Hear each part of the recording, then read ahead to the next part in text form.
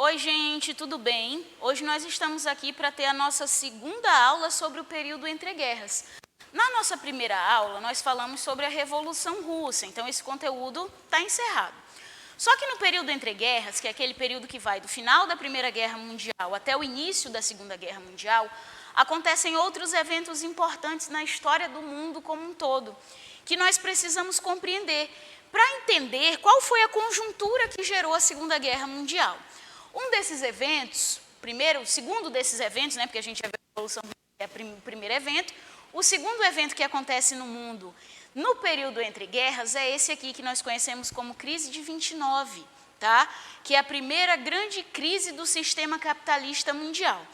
Nós podemos dizer que essa crise foi causada pela superprodução capitalista. Professora, como assim? O que foi que aconteceu? Olha só. Quando a Primeira Guerra Mundial acabou, a Europa estava toda destruída. O potencial econômico e industrial europeu estava acabado, tinha tudo ido para o chão, o território francês estava devastado, o inglês também, que era o centro da Revolução Industrial, tinha acabado tudo, certo? Os Estados Unidos saiu como potência mundial, foi emprestando dinheiro para todo mundo se reconstruir e tudo mais, e começou a produzir industrialmente para abastecer o território norte-americano, a América Latina, que já era consumidora dos produtos do mercado norte-americano, e também a Europa, que estava em reconstrução no final da guerra, certo? Então, os Estados Unidos passou 10 anos produzindo na indústria norte-americana o suficiente para abastecer esses 3 lugares, o próprio território norte-americano, a América Latina, que já era seu mercado consumidor, e a Europa, que estava comprando pós-guerra. Só que a guerra acabou em 1918, em 1919 foi assinado o Tratado de Versalhes. Em 1929, quase 11 anos depois da guerra, a Europa já estava reconstruída. Ela não precisava mais continuar comprando produto dos Estados Unidos. Mas a indústria norte-americana, que funcionava através do modelo de produção liberal, o liberalismo econômico, aquele onde não há controle nenhum do Estado sobre a produção, continuou produzindo a mesma quantidade, como se a Europa não tivesse se reconstruído nunca.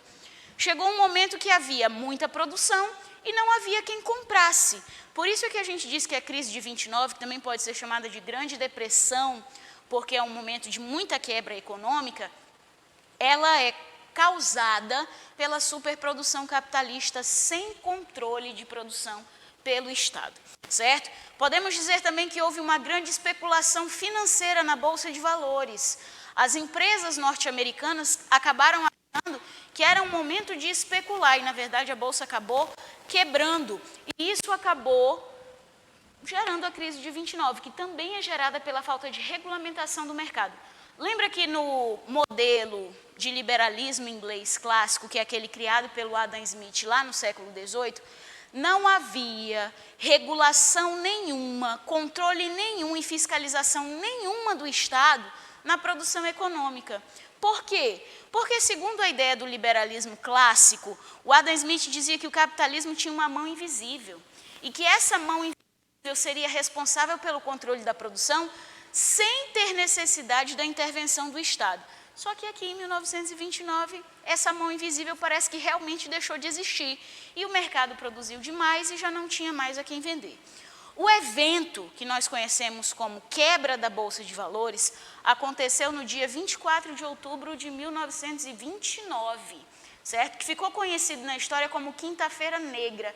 Esse Quinta-feira Negra é um nome ruim, pejorativo que a gente dá para o crash da Bolsa de Wall Street, que é a quebra da Bolsa de Nova York, Porque lembra que essa palavra negra ela é utilizada aí num sentido negativo, e a gente tem tentado mudar essa versão, inclusive das palavras na língua portuguesa, que geram essa ideia de associar o negro com coisa negativa ou ruim, certo? Então a gente diz que foi o crash da Bolsa de Wall Street, ou quebra da Bolsa de Valores em Nova York, que aconteceu numa quinta-feira, certo? Inclusive aqui no Brasil e no mundo inteiro, a gente tem uma promoção chamada de Black Friday. Não sei se vocês já ouviram falar do Black Friday. O Black Friday aconteceu pela primeira vez aqui, na sequência do dia 24 de outubro de 1929. Por quê?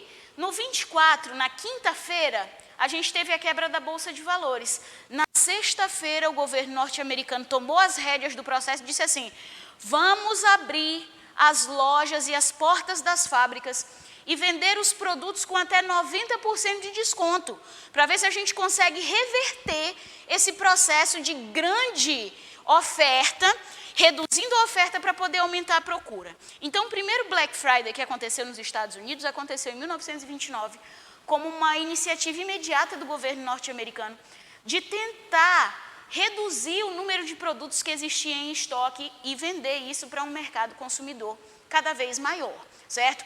Hoje, nos Estados Unidos, a Black Friday não acontece mais em outubro, sendo alusão ao processo de quebra da Bolsa de Valores. Ela só vai acontecer em novembro, no Dia de Ação de Graças, que é um dia que é feriado nacional e as pessoas podem ir para portas de lojas desde a madrugada do dia anterior para poder aproveitar as promoções.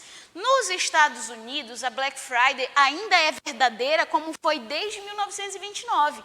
Existem produtos que são vendidos com até 90% de desconto, principalmente no Brasil. Isso não acontece. A Black Friday também acontece em novembro, mas o que nós temos dentro do comércio brasileiro é você comprando o produto pela metade do dobro.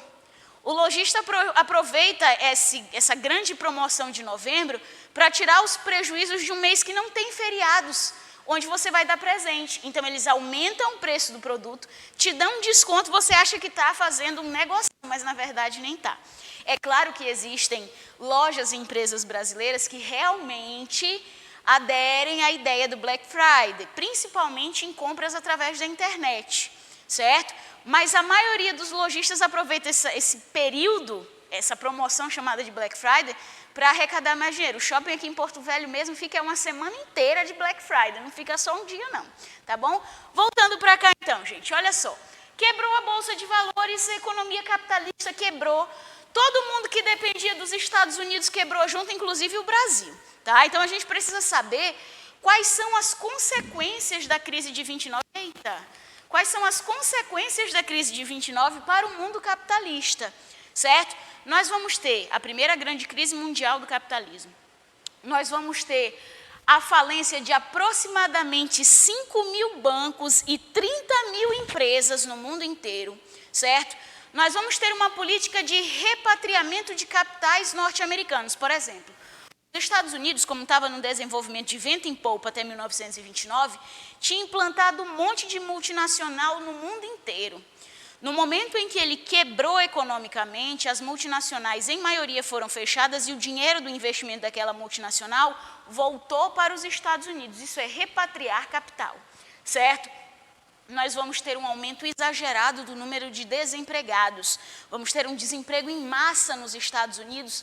Por causa da crise de 29, as empresas não vão conseguir manter seus funcionários, certo? Inclusive, é por isso que é chamado de Grande Depressão, porque quem não perdeu dinheiro, quem não entrou em falência, acabou perdendo o emprego, tá? Nós temos um grande número de desempregados. Inclusive, tem um fotógrafo que é conhecido como o fotógrafo oficial da crise de 29, que é um senhor chamado Walker Evans. Se você quiser digitar lá no Google depois, para ver as fotos oficiais que ele tirou do período da Grande Depressão, elas são muito chocantes. Inclusive, elas mostram um grande número de pessoas que vai se jogar das pontes nos Estados Unidos porque estava desempregado, certo? Vamos ter também, como consequência da crise de 29, a quebra da oligarquia cafeeira no Brasil. Os produtores de café vão quebrar. A safra de 29 estava vendida, a crise aconteceu em outubro, o café foi negociado no início do ano, vendeu tudo. Mas a safra de 30, que ia ser vendida em fevereiro de 1930, não vendeu nem 2 sacas, certo? Então, nós tivemos uma crise do café no Brasil, também gerada pela que equivale à primeira grande crise mundial do capitalismo. Lembra que, inclusive, é nesse período de enfraquecimento econômico do café, que vai gerar também o enfraquecimento da política da república oligárquica, vamos ter o início da Vargas. Vargas vai se aproveitar desse desequilíbrio da oligarquia cafeira no Brasil para dar golpe de 30 e iniciar o que nós conhecemos como Era Vargas. O mundo inteiro agora vai em busca de um novo modelo de produção, Porque o liberalismo clássico acabou de mostrar que ele dá problemas, que não é possível ter uma economia sempre crescente e pujante se não há nenhumzinho mecanismo de controle. E é nesse contexto que vai surgir o keynesianismo, que é trazido pelo New Deal, que é uma política de intervenção moderada do Estado na economia. Aí muitos de vocês podem dizer assim, professora, mas a gente sabe que os Estados Unidos voltou a ser potência mundial. Como foi que os Estados Unidos superou essa crise? Nós vamos ver isso agora. Olha aqui, foi através da política adotada pelo presidente Franklin Delano Roosevelt em 1933, tá? Que é uma política chamada de New Deal, onde ele vai trazer um modelo de desenvolvimento econômico chamado de keynesianismo, baseada nas ideias de um economista inglês chamado John Maynard Keynes, certo? O keynesianismo, gente, toda vez que você ouvir falar de keynesianismo, que é modelo de produção trazido pelo New Deal, você vai lembrar de intervenção moderada do Estado na economia. Falou em keynesianismo, eu tenho que lembrar que o Estado vai intervir na economia para tentar regulamentar essa produção, tá? Então, o keynesianismo, ele tem alguns princípios básicos, como, por exemplo, intervenção moderada do Estado na economia. Segundo, controle da produção. O Estado vai controlar o que vai ser produzido, em que quantidade vai ser produzido e qual é o destino dessa produção, certo? Nós vamos ter um pequeno estímulo do consumo nos Estados Unidos com a expansão do crédito. Por exemplo, a gente pode pegar o exemplo do Brasil. O Bolsa Família, que é um programa social para a renda de famílias em situação de vulnerabilidade social, também tem esse objetivo, o estímulo do consumo. O governo norte-americano, durante a política de recuperação da crise de 29, vai proporcionar à população bolsas assistencialistas. Para quê? Para aumentar o giro no mercado consumidor. Ele libera a bolsa assistencialista, a população pode consumir os produtos que estão parados dentro desse mercado e faz essa economia girar, tá? A expansão do crédito permite o aumento do consumo, certo? O governo norte-americano também vai promover a realização de obras públicas para reduzir o desemprego, certo? E acabar gerando novos empregos para essa população que está em maioria desempregada. Existiam autoestradas nos Estados Unidos que já eram asfaltadas, mas o governo norte-americano vai contratar gente para tirar o asfalto e depois para repavimentar essa estrada, para reduzir o desemprego nos Estados Unidos causado pela crise de 29. Outro ponto importante do keynesianismo é que ele vai gerar o assistencialismo trabalhista. O governo norte-americano vai pagar o FGTS, vai pagar seguro-desemprego, vai pagar férias remuneradas, 13º salário, certo? Pequenas bolsas de assistência para que os trabalhadores e evitar a fome e a crise, tá? Então a gente pensa assim, algumas pessoas acreditam que esse auxílio emergencial que foi dado pelo governo brasileiro durante o período da pandemia, para pessoas que tiveram seus contratos de trabalho suspensos, para pessoas desempregadas, para pessoas que também recebem do programa Bolsa Família, tem gente que é contra, mas essa é uma grande medida para evitar grandes crises econômicas, certo? Olha aqui o exemplo, o próprio governo norte-americano, quando passou por uma grande crise econômica, se utilizou desses mecanismos assistencialistas para estimular o processo de consumo e ajudar a população de baixa renda que estava em vulnerabilidade social, certo? O aumento dos casos de suicídio nos Estados Unidos foi muito grande por causa da crise de 29. Eu lembro, inclusive, que no filme o Titanic, acho que a maioria de vocês assistiu, havia uma referência disso. A Rose, quando ela estava bem velhinha lá no navio, já contando a história dela e tal para os pesquisadores e tudo mais, ela fala que a última vez que ela ouviu falar do noivo com quem ela entrou no navio, no Titanic, foi na crise de 29, quando ele perdeu tudo e aí ele acabou se matando, se suicidando com um tiro na boca, certo? Outra coisa importante, gente, o New Deal e o keynesianismo foram tão eficazes e tão importantes que no ano de 1939, 6 anos depois da implantação do keynesianismo, os Estados Unidos estavam prontos para outra. Ele estava, inclusive, se preparando para entrar na Segunda Guerra Mundial, em 1941. Então, é uma política muito eficaz. Outra coisa importante, a crise de 2018, que tem uma causa diferente, a crise de 2008, desculpa, ela é uma crise de especulação imobiliária, ela não tem nada a ver com superprodução. Mas o governo norte-americano salvou a economia capitalista em 2008 com a mesma proposta, a intervenção moderada do Estado na economia. O Obama ganhou as eleições em 2008, assumiu o governo e a primeira coisa que ele fez foi comprar os bancos particulares pelos bancos estatais, para evitar a falência desses bancos. E isso significa intervenção moderada do Estado na economia. Toda vez que o capitalismo cai, quem levanta ele é o Estado.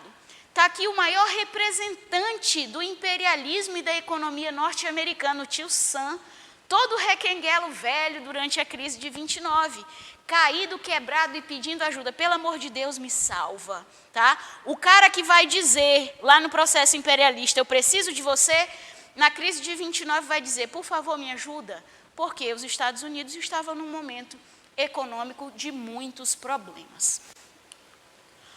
Outro evento histórico que acontece no período que nós conhecemos como período entre guerras é o nazifascismo. Gente, a gente pode chamar isso aqui de regimes totalitários, tá? A gente fala nazifascismo porque o nazismo e o fascismo vão estar diretamente envolvidos na Segunda Guerra Mundial, certo? Mas a gente pode chamar de regimes totalitários. Uma coisa que eu quero que vocês tomem muito cuidado. Tem muita gente que acha que os regimes totalitários fazem parte da estrutura política de extrema esquerda, e não é. Regime totalitário é extrema-direita. Os extremos, que é a extrema-direita, que é onde estão os regimes totalitários, e a extrema-esquerda, onde estão políticas como o stalinismo, por exemplo, são parecidos, porque eles utilizam os mesmos mecanismos de controle. A militarização, a tortura, a censura, as políticas de fome, as ideias nacionalistas exageradas. Mas eles têm uma grande diferença, certo? Primeiro, os regimes de extrema-direita, como os regimes totalitários, eles são financiados por uma economia capitalista. Os regimes de extrema-esquerda, como é o caso do stalinismo, são financiados única e exclusivamente por economias estatais, certo? Então, essa diferença é que nos define o que é extrema-direita, o que é extrema-esquerda. O nazifascismo e os regimes totalitários como um todo, eles são regimes de extrema-direita, porque há um grande financiamento empresarial para a manutenção desse regime. Professora, eu não acredito que o regime criado por Hitler lá na Alemanha foi financiado por empresas. Eu indico para vocês um filme baseado em fatos reais, que inclusive foi ganhador de vários Oscars quando foi lançado, que se chama A Lista de Schindler. Schindler era um empresário alemão que ajudava no financiamento da SS, que era o exército nazista. Tá? E lá você vê a associação do governo nazista com diversas empresas, principalmente com produção de material bélico e fornecimento de alimentos para a guerra, certo? Voltando para cá, gente, os regimes totalitários aconteceram em vários lugares do mundo, inclusive no Brasil, certo? Nós tivemos o fascismo na Itália, que é o primeiro, o nazismo na Alemanha, nós tivemos o salazarismo em Portugal, tá? Jorge Salazar foi um grande governante carismático e totalitarista em Portugal. Nós tivemos o franquismo, estabelecido por Francisco Franco na Espanha. Nós tivemos o peronismo, que é o regime totalitário da Argentina, estabelecido por Carlos Perón, marido de Evita Perón, que tem até um filme. E nós tivemos no Brasil, durante a era Vargas, o que nós vamos chamar de varguismo, que foi estabelecido no Estado Novo, onde havia uma grande associação na política interna do governo de Vargas com o governo dos regimes totalitários europeus, tá bom? Então, onde a gente tem como características governantes que apresentam-se como líderes carismáticos, que exaltam o militarismo e utilizam esse mecanismo, que têm perspectivas de expansionismo territorial e econômico usando a militarização, que trazem um culto ao nacionalismo exagerado. Gente, ter sentimento de nação não é ruim, é importante para um país ter nacionalismo, sentimento de nação. O problema é quando esse nacionalismo é exagerado, porque aí ele traz a ideia de superioridade de uma nação sobre a outra, e não é isso que nós queremos para a manutenção da paz mundial. Os regimes totalitários, eles trazem a ideia de um nacionalismo exacerbado, a ideia de que o povo daquele determinado país é melhor, é superior em relação a outras populações. Os governos totalitários, eles utilizam a força, a censura, a tortura, certo? Eles não são a favor da questão liberal nas questões políticas, mas nas questões econômicas eles são super abertos ao financiamento capitalista. Eles são antidemocráticos, eles acabam tomando iniciativas que acabam impondo suas políticas e suas regras, certo? E geralmente há a criação de polícia secreta, polícia política, que vai perseguir aqueles que não aceitam a imposição daquele regime, daquele modelo de governo, certo? Para a Segunda Guerra Mundial, nós estudamos dois. Um deles é o fascismo italiano e o outro é o nazismo alemão. O fascismo italiano, gente, antes de qualquer coisa, todos os regimes totalitários podem ser chamados de fascismo, tá? Todos os regimes totalitários podem ser chamados de fascismo. Professora, por quê? Porque o fascismo é o pai de todos os regimes totalitários. O primeiro regime totalitário criado no mundo foi o fascismo. Então, se você não quiser chamar o nazismo na Alemanha de nazismo, você pode chamar de fascismo alemão.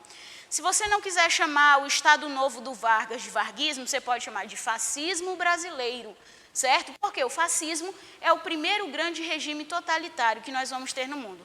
Eu vou pedir só para meu cameraman, que está aqui comigo, colocar um S ali do lado do fascismo, lá em cima, que está faltando ali, tá? É fascismo.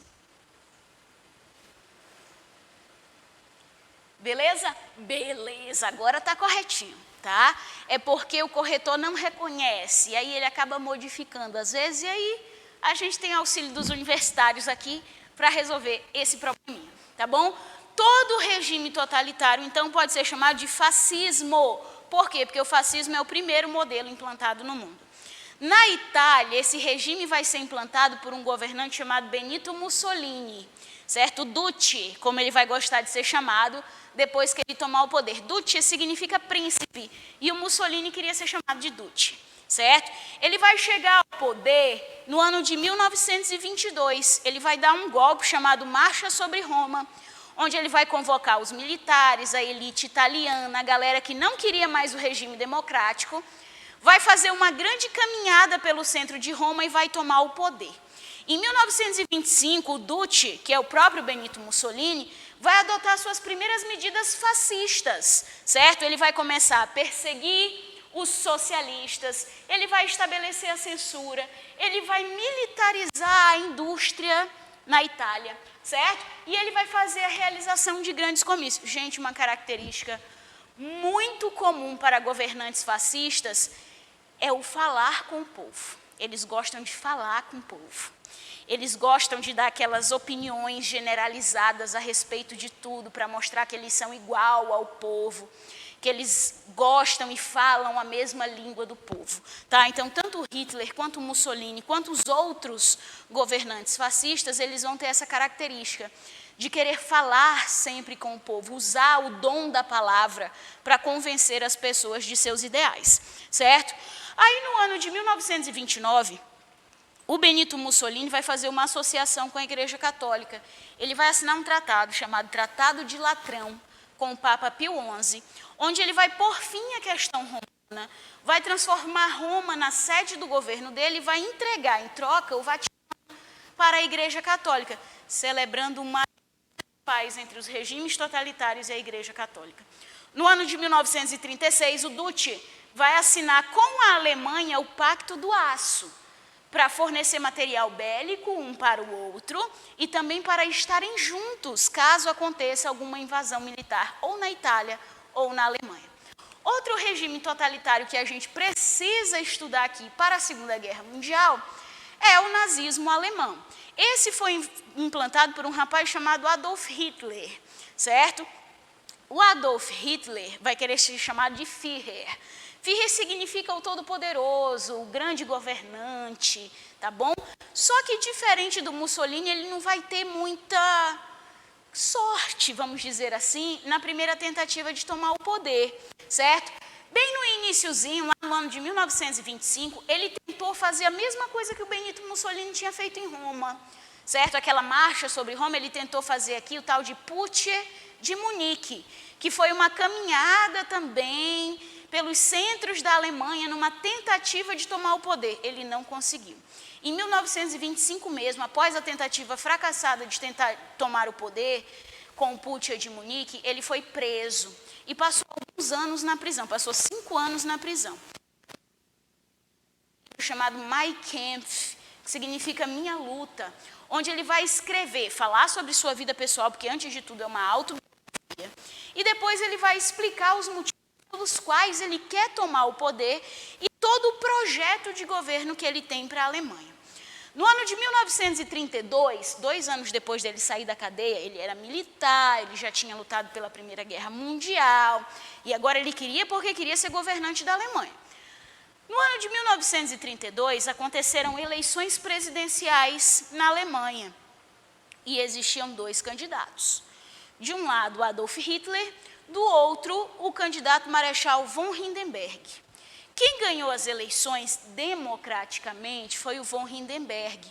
Mas o von Hindenburg foi convencido pelos parlamentares da Alemanha naquele momento a convidar o Hitler para fazer parte do governo, como primeiro-ministro, certo? Como chanceler da Alemanha.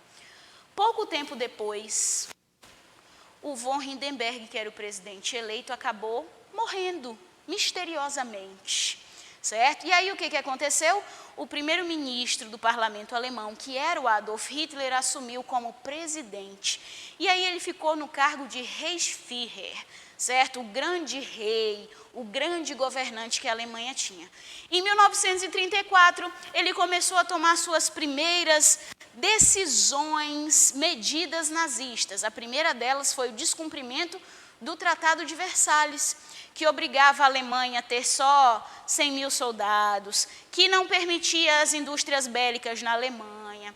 Todas essas medidas foram cortadas pelo Hitler. Ele começou a desobedecer as medidas impostas pelo Tratado de Versalhes. Dentro desse período, a partir de 1934, 35, ele começou a construção dos campos, a criação dos campos de concentração e do confisco dos bens dos judeus e censura. Tem muita gente que diz assim, professora, eu não entendo por que o Hitler começou a perseguir judeus. Eu sei que ele tinha aquela ideia de etnocentrismo, de raça pura, que os alemães brancos puros é que eram os únicos que mereciam viver na Alemanha. Mas por que inicialmente ele começou a perseguir só os judeus? Porque, segundo Hitler, essa é a teoria dele, tá, gente? Isso é muito importante lembrar. É loucura, mas é a teoria dele. Ele acreditava que a Alemanha tinha perdido a Primeira Guerra Mundial porque os judeus que viviam na Alemanha se negaram a pegar em armas e defender a Alemanha durante a Primeira Guerra Mundial. Porque os judeus, por uma questão de religiosidade, de prática de fé, eles não pegam em armas de fogo. Para eles é pecado utilizar arma de fogo para ferir outro ser humano. Então, eles se negaram a fazer parte do exército alemão durante a Primeira Guerra Mundial, e o Hitler, que era louco das ideias, acreditava que isso tinha feito a Alemanha perder a guerra. Mas eu vou dizer para vocês que, como professora de história, eu acredito que se os judeus tivessem pego ou não em armas, a Alemanha teria perdido, porque o que fez a Primeira Guerra ser vitoriosa para o lado da Tríplice Entente foi a entrada dos Estados Unidos e não a quantidade de soldados que o exército alemão tinha, certo? No início do processo de Holocausto, que é essa grande perseguição e morte da população judaica, somente os judeus foram enviados para os campos de concentração. Mas do meio para o fim da guerra, o Hitler já estava tão desesperado e tão louco com essa ideia de raça pura, que ele enviou para os campos de concentração pessoas negras, ciganos, homossexuais, mulheres que não estavam no padrão de beleza europeu que ele considerava como raça pura, certo? Todo mundo que não se enquadrava no modelo de comportamento e de beleza alemã, ele mandava para dentro de campos de concentração. É só a gente parar para perceber, ou então vocês podem inclusive pesquisar no Google as lembranças do Museu do Holocausto. Todo mundo que vivia nos campos de concentração usava o pijama listrado, certo? Era o uniforme do campo de concentração. Mas cada grupo de pessoas usava um triângulozinho no peito esquerdo de uma cor diferente. Tá? O cor de rosa era para os homossexuais, o vermelho era das mulheres, o roxo era dos judeus, para mostrar a diversidade cultural que existiu dentro dos campos de concentração do meio para o fim da Segunda Guerra Mundial, certo? Continuando aqui, pessoal, no ano de 1939, assim que a Segunda Guerra Mundial foi começar, foi assinado entre Hitler, que era o governante nazista da Alemanha, e Stalin, que era o governante de esquerda, extrema esquerda da União Soviética, um pacto de não agressão, certo? Porque mesmo lutando em lados opostos da guerra, eles tinham prometido dentro desse pacto de não agressão que a Alemanha não invadiria a Rússia e que a Rússia jamais invadiria a Alemanha durante a Segunda Guerra Mundial, certo? E lembra que a Segunda Guerra Mundial acabou como derrota para a Alemanha exatamente porque o Hitler quebrou o pacto de não agressão e não cumpriu com a sua palavra, certo?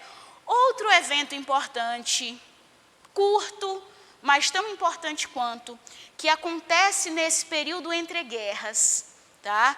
Que é inclusive considerado pelos historiadores um ensaio para a Segunda Guerra Mundial, é a Guerra Civil Espanhola, que aconteceu de 1936 até 1939, certo? Nós, historiadores, consideramos a Guerra Civil Espanhola um ensaio da Alemanha a respeito do que ela faria na Segunda Guerra Mundial. Olha o que aconteceu. A Espanha tinha um governo republicano democraticamente eleito, que era apoiado e financiado pela Rússia nesse período, certo? E surgiu um grupo de direita dentro da Alemanha, liderado por um general chamado Francisco Franco, que queria estabelecer um governo fascista de direita dentro da Espanha, que não tinha sido eleito, mas que queria dar um golpe, tomar o poder e acabar com o governo republicano. O Franco não tinha grana e nem tinha gente suficiente do lado dele para tomar a Espanha num processo revolucionário, num processo de guerra, e poder implantar esse poder e expulsar os republicanos. Então, o que o general Franco fez? Ele foi até a Alemanha pedir ajuda do Hitler. Ele chegou no Hitler e falou assim: Reichsführer, eu quero muito implantar na Espanha um governo baseado no seu governo, igual ao seu governo. Só que eu não tenho condições financeiras de iniciar um processo de guerra para derrubar o governo que está lá, que é de esquerda, republicano e tal, e que não aceita minha interferência e interferência do pessoal da direita. Então eu vim aqui na Alemanha me humilhar para você e pedir para você financiar essa guerra. O Hitler, que já estava se preparando para uma guerra mundial, que tinha material bélico suficiente, helicópteros, aviões, tudo, falou assim: Franco, eu aceito esse desafio. Eu vou lá e nós vamos derrubar esse governo republicano que existe na Espanha e você vai estabelecer um regime fascista dentro da Espanha. Dito e feito. Todo o armamento utilizado pela direita, liderada por Francisco Franco na Guerra Civil Espanhola, foi dado, foi emprestado pela Alemanha nazista de Hitler. É por isso que a gente considera um ensaio para a Segunda Guerra Mundial, porque o Hitler vai testar todo o seu armamento bélico na Guerra Civil Espanhola. Inclusive, a gente tem um quadro famosíssimo do Pablo Picasso, que representa um bombardeio nazista a uma cidade espanhola chamada Guernica, que aconteceu nesse período aqui da Guerra Civil Espanhola, tá? Aqui houve um bombardeio aéreo nazista numa cidade espanhola durante a Guerra Civil Espanhola, que destruiu toda a população, os animais, a cidade, a estrutura industrial e tudo mais que existia nessa cidade. E o Pablo Picasso, como um grande espanhol, acabou representando todo o desespero da Guerra Civil Espanhola nesse grande painel, não é só uma pintura simples, tá? É um painel inteiro que retrata toda a desgraça do bombardeio a Guernica e da Guerra Civil Espanhola para a Espanha. Muito cuidado, gente, esse quadro, esse painel, aparece em questões de vestibulares. E vem perguntando para você a qual período da história da humanidade essa obra do artista Pablo Picasso faz referência. E você tem que lembrar que é a Guerra Civil Espanhola, que está dentro do período entre guerras e tudo mais. É importante lembrar que no ano de 1939, o general Franco, com o apoio do governo nazista, conseguiu derrotar definitivamente as forças republicanas na Espanha e estabeleceu o seu governo fascista. Tá? Então, a partir de 1939, a Espanha entra para o grupo dos países fascistas, através do regime que nós vamos conhecer como franquismo, liderado pelo general Francisco Franco. Gente, um beijo para todos. Espero que vocês tenham compreendido, que vocês estejam bem ligadinhos para a próxima aula sobre Segunda Guerra Mundial. Tchau!